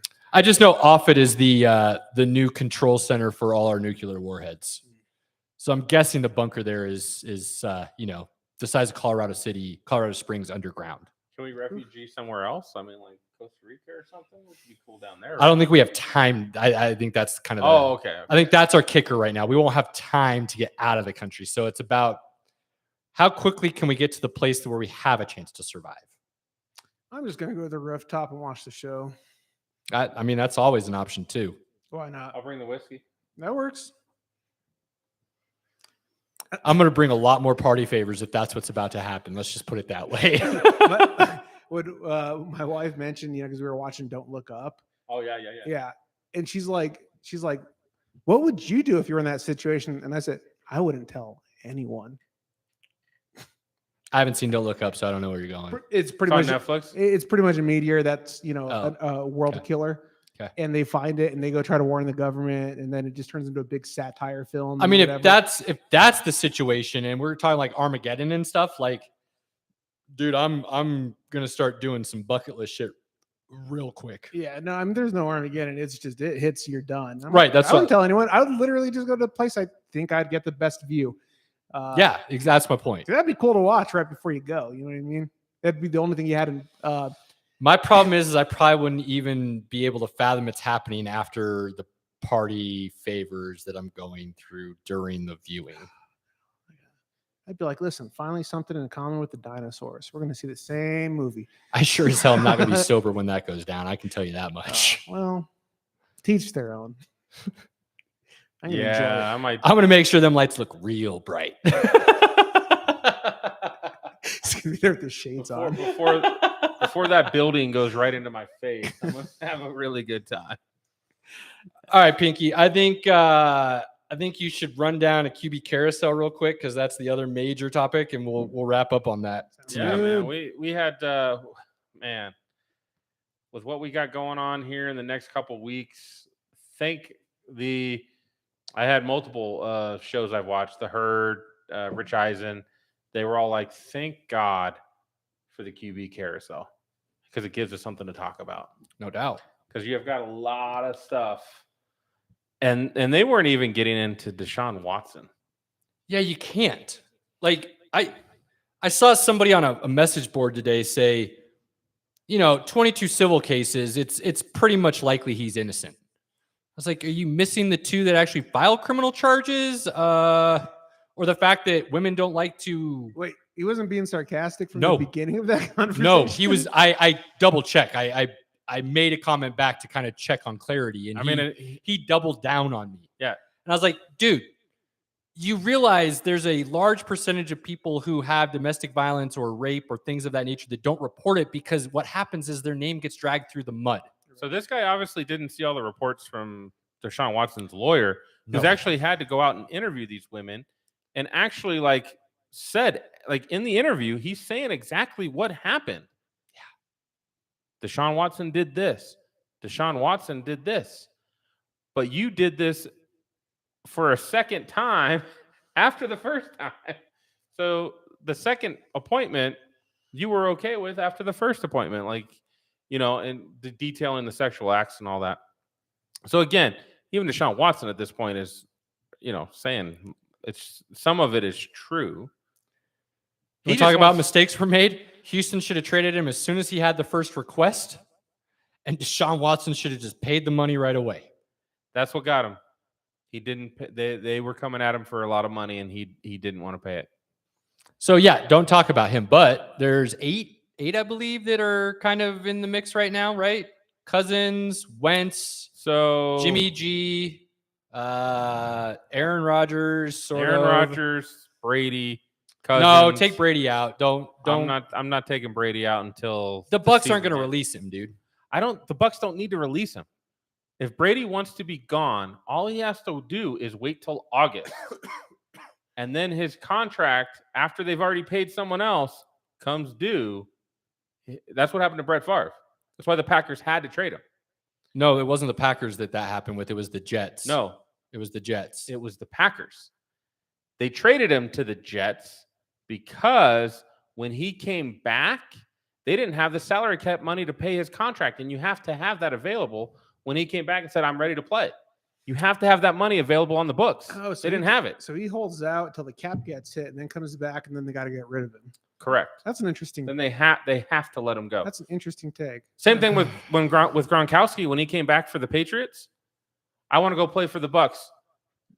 If I come back and I say I want to play, you have to pay me my whatever's left on my contract. Pinky, I've said it a million times. I know you don't believe in the salary cap. No, it's not that I But don't that believe in the shit salary matters. cap. It's you can move those numbers any way you want to if you need something to happen. It's There is a reason why Detroit never released Barry and Megatron. so and it had nothing to do with money. So there are teams that can make that magic work. The Bucks are so behind that 8 ball on the salary cap, they would struggle making that work if he decided, hey, I'm going to come back. I need my $25 million. And not to mention, there's the principle of it. It's like if you don't want to play with you, why would you go through that much trouble on somebody on the contract who would just turn around and not play anyway? I think you guys are underestimating the pettiness of these 32 men and women who own these teams. Well, I don't know. I don't think that's the case. Take Brady out, though. He's retired. Don't talk about Brady. So going down the list, Aaron Rodgers, Kirk Cousins. Wait, let's stop. Let's quick hit all of these real quick to end with. Tell me where you think they're going to end up. Kirk Cousins. Take your heart out of it too, by the way. I'm wearing a Rodgers jersey for a reason, guys. Kirk Cousins, where do you think he ends up? I think he stays in Minnesota. Agreed. Aaron Rodgers. He's coming to Denver. I don't see that happening. I don't. It'd give me an extra reason to hate him. He does have the ability to suck it up for one more year, and he will officially be a free agent next year. I think he retires a Green Bay Packer. Next. Jimmy G. Can I say something real quick? I think Mitch Trubisky should be a starter before Jimmy G. No. I honestly believe, honestly, he ends up in Pittsburgh, and that becomes a sweet little situation. Wait, Garoppolo or Mitch? Mitch. I think that is a great idea. But anyway, sorry. Back to just because I don't even think he should be in the conversation about hot QBs. You know what I mean? No, he's the number one hottest QB out there. Jimmy According to G ends female up in fans. Denver. It's because he's like a 6'6" Zac Efron. All right, that's not Jimmy fair. G ends up in Denver. I don't see that, Oh God, I would actually feel bad for you guys, and I don't want to do that. Next, but Russell Wilson. there's a lot of reports saying he is not going to be in Seattle next year. I can't figure out who's going to give up as much as Seattle wants for him, though. That's where I can't see Whatever it him takes. moving. Not for a 34-year-old who's been sacked more times than anybody in the history of the NFL. I'm not giving up 3 firsts for that. For him to like not get hurt and be hit that many times, that tells me he's a good ride. You know what I mean? He's really good. Don't get me wrong. I'm doing 3 firsts for him. There's no something problem. about Russ. It depends on the team. If you got a bunch of draft capital, yeah. If you're the Saints, hell no. Well, the Saints You just couldn't- mortgaged your I mean, future. the Saints can't afford him right now, anyway. Saints can't even afford a coach. Dude, there's 75 million. I'm over. just saying, man. Like that's one of the places he's rumored to be interested in. Whereas Denver can trade for Rodgers because, and I'll say this to every Denver Bronco fan who tells me it's not a good idea. By the time he retires, you're back to having everything you gave up for him. You're not giving up picks that are 5 years out. You're giving up picks this year, next year, and the year after, maybe. Look, So by the time he retires, you have all your picks back. that whole argument is based on them thinking that magically, if you don't trade for Rodgers, that we can magically draft a Mahomes or a Herbert. Like they fall off of trees. They don't. You can draft a guy, not coach him up right, and he's going to suck. And then you're back to the well again. And there's no guarantee you get the next one right. Buffalo went through it for 30 years. When you have capital, you can make a deal. The Broncos have capital, so they can make that deal. They They have- could make the deal for Wilson too, and honestly, I wouldn't hate that. They have a roster right now that they can compete with. They competed with most teams last year, just didn't have a quarterback. Yeah. Honestly, And then all these Bronco fans are saying, we're not just a quarterback away. What? Huh? I can't even have a conversation with you because you're so idiotic about what you just said to me We that were we can't even playoff- start. we were playoff eligible with Teddy Bridgewater and Drew Lock into December. That's as close as you can get. I was going to say, I think it would be kind of interesting if Russell Wilson ended up at the Raiders. They seem to like, McDaniel seems to like the idea of Carr. I think they're I going to don't pay know him, if and I they think wanna- he stays there. That $45 million though, Well, I mean, the Raiders, they have $40 million. they can pay Free him. right I mean, now. yeah, Look at this. You get can a make a competent offensive mind with, they've got some talent on that offensive side of the ball. You get a competent offensive mind to They run the need a number offense. one. They could be, They need a number one. they were playoff contenders. They made the playoffs. Up in- I know they made it, but like, I mean, they made it, man. They won. All right.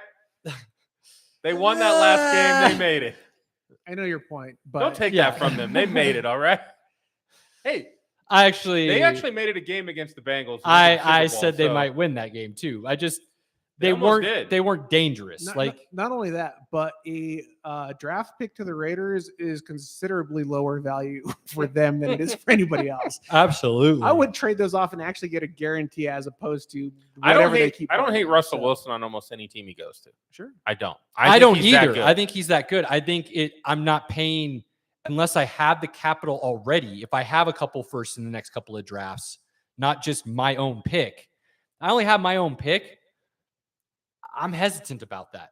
I'm hesitant. So I think one of the things I think is fun is there's so much of the Broncos fans that are like, and you've turned me on to it. You push all your chips on the table. You go for that ring. You get that ring. It's all worth it. I'd rather do that and suck for 5 years after. Hell yeah. Right? You still got another ring. We only have 3. Again, I want another one. what are you doing out there if you're not playing to win the game? Are you just wanting to get to the playoffs and have a chance? Maybe the matchups went your way. That doesn't happen very often, right? Do you want to be the No. Montforts or do you want to be the Crafts? No. That's why I love the Rams this year. They went all in and it worked out. Les Snead's t-shirt is he stole our ideas. Like that is our clothing line t-shirt right That's there. a tough one. You know I F like those picks. I like them picks. F those picks. Now again, they were relatively healthy. A couple more of their stars go down, they would have struggled. But if you They don't have any plan on depth behind them. being one of the 3 or 4 best teams in the league, when you trade 3 first, you're really trading 3 seconds. Correct. Yeah, you're not wrong. When you're picking 28 to 32, move that shit all day for a proven talent. Hell yeah. Sure. Hopefully more teams will start to do that. Les Snead thinks outside the Now- box. Anybody that's willing to think outside the box, I'm already a fan of. So as they talk about that window is really small for that team. It really is. Yeah, but they already accomplished their goal. But if you get that ring, which is really hard to do, Rams have 2 now. They've been to 4 over the last 25 years. It's not easy to do. Not every team is the Patriots. That's the greatest coach of all time. It's hard to do. It is.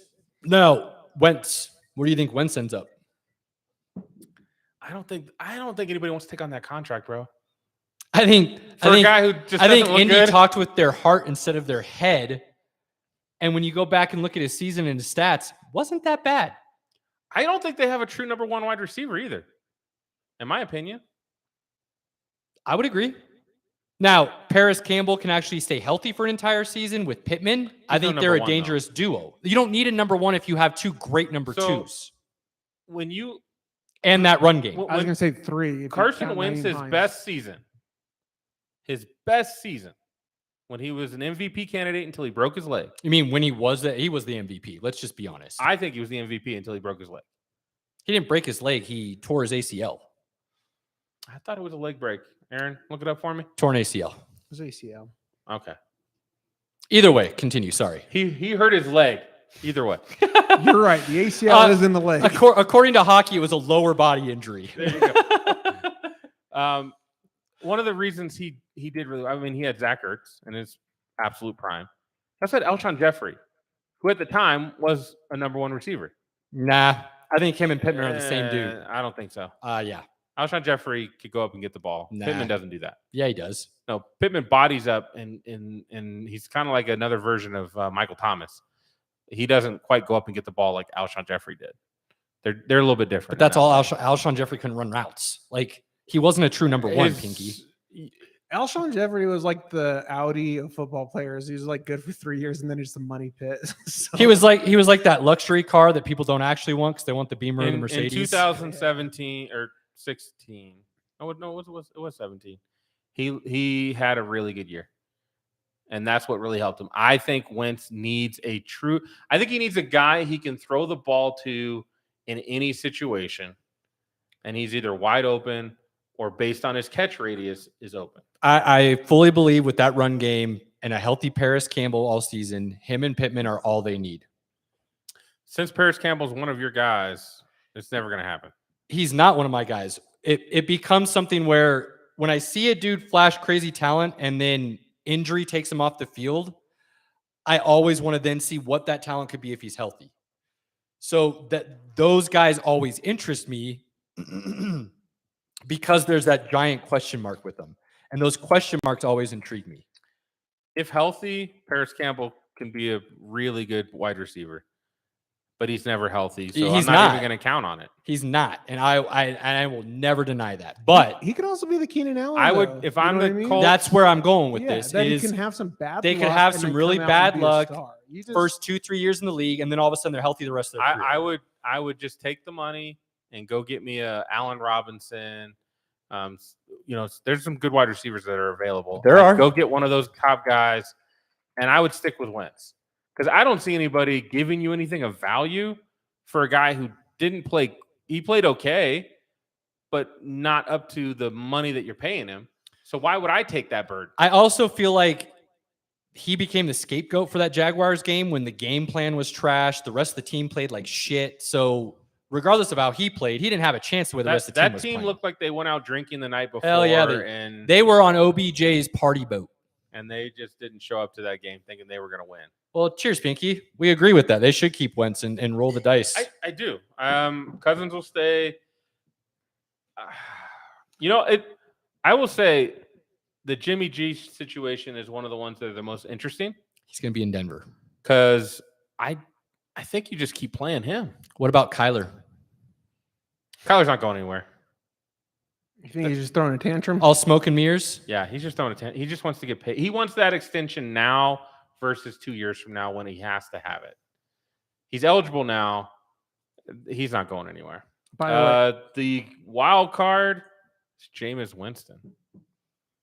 That could be one that I actually wouldn't be mad if the Winston? Broncos win at. Mariota, Trubisky.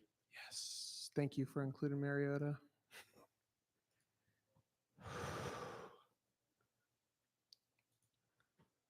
I mean, I because you can get Mariota cheap.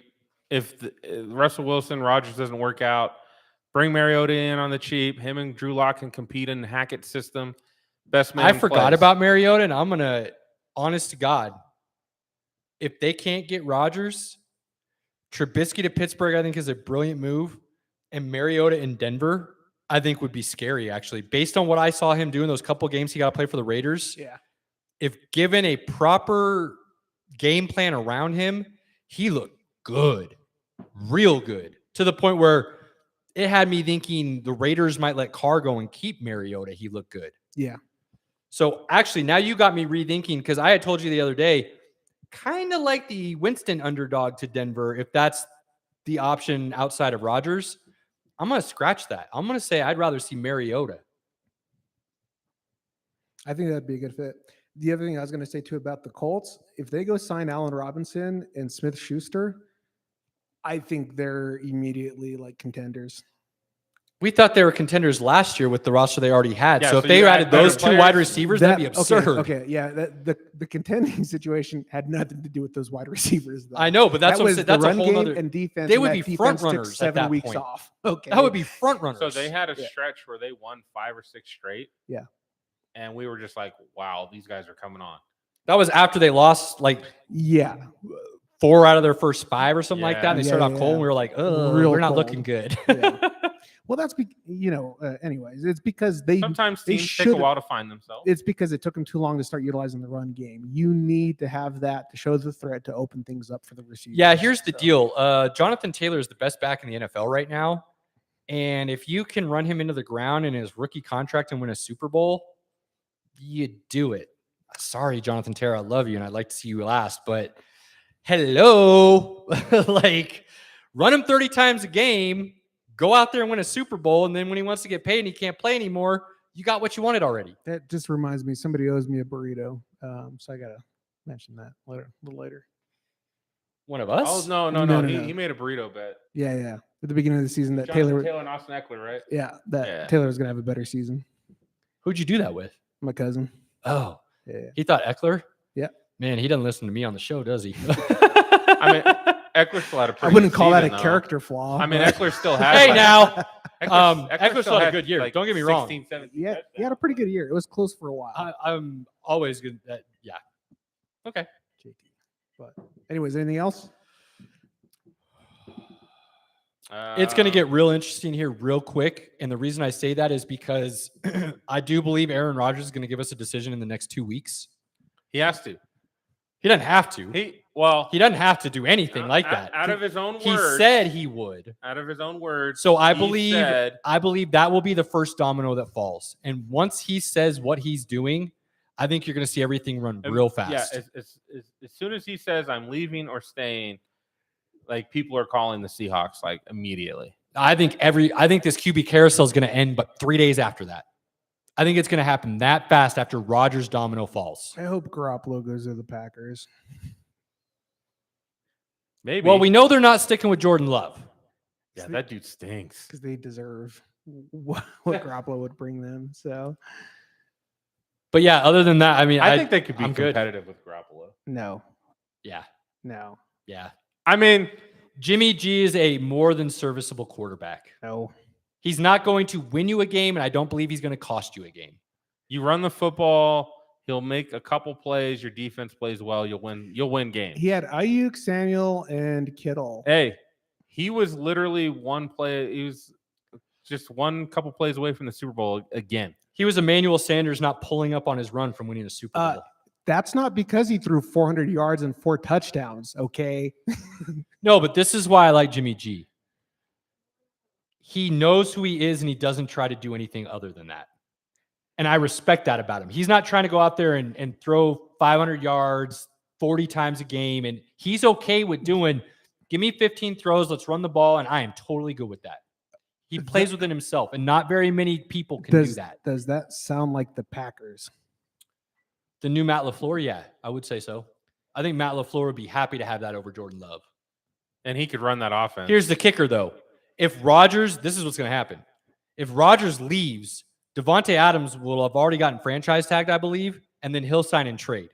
So whoever's playing quarterback for the Packers next year is going to have 2 good running backs and no wide receivers. Yeah, that sounds like the They'll have situation. a rookie wide receiver that they got from the 9th pick in the draft from the Broncos. You think they're smart enough to draft a receiver at 9? I mean, that might be. They probably won't. You're giving the Packers a lot of credit when it comes to drafting. I'm hoping to be in Vegas for the draft and not have to see the Broncos draft for the first 2 rounds. Word. On that note, we'll be back in a week to catch you up on all the other great deets that have happened. We need to get one of these whiskey guests together, Aaron. Yeah. We need to talk that out. Off season's rolling through right now Yeah. as far as Good time to get a guest these guys on. are concerned because football's over. So we'll start trying to mix some things up, do some interviews maybe this year and have some more fun. We might even be able to go to 1350 and broadcast from there. That'd be a blast. Whoa, That'd be a Yeah. blast.